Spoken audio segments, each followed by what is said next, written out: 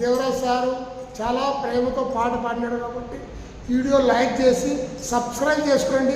దేవుని మాటలు ఎవరైతే భక్తితో వింటున్నారో ప్రతి ఒక్కరూ ఇది హృదయంలో పెట్టుకొని ఆయన గురించి కూడా ప్రార్థించండి, మా గురించి కూడా ప్రార్థించండి.